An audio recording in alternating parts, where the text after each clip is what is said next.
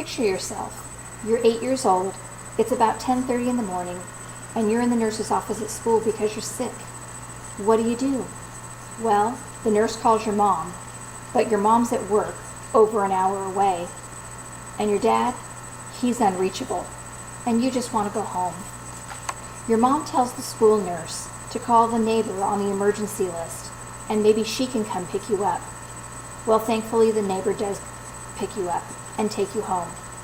You let yourself in with your own key, get in your pajamas, turn the TV on, snuggle up on the couch, and then you wait.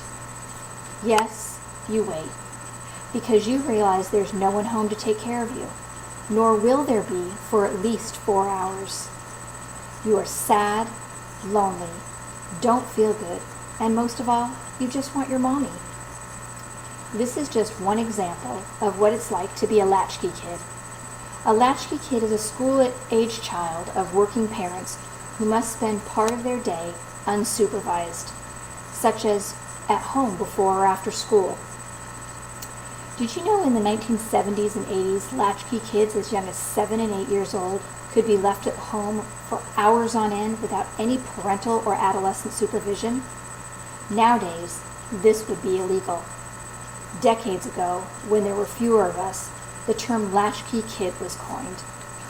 These were usually children who had a chain around their neck with a key hanging on it, or they had a key hidden under the mat to let themselves into the house when they got home.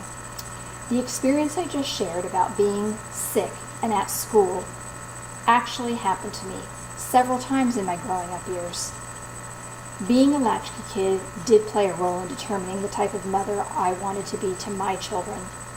There were also other factors which led me to be a stay-at-home mom, which I consider to be my most important job.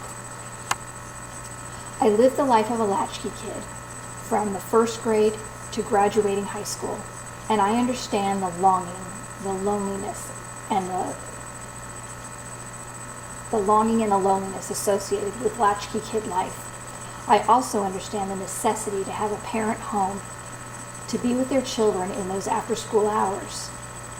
Throughout the 26 years I was a stay-at-home mom, I reflected on my latchkey years and learned through multiple experiences why I needed it to be different for my children, and the significant impact stay-at-home moms have on children of all ages. As I explain why I chose to be a stay-at-home mom, I will discuss the following. First is my own experiences I had during childhood and youth as a latchkey kid. Second will be the significant benefit of being a stay-at-home mom. And third, part of God's plan for women is to raise a righteous posterity, to love, teach, and nurture children. It's actually part of my divine role as a woman.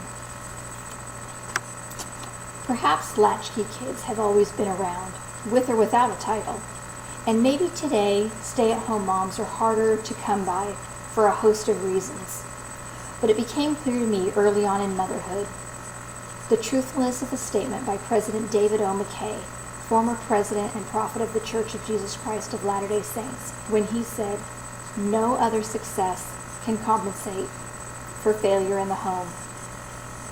For me, going out of the home to go to work and leaving someone else to care for my children would have been a failure.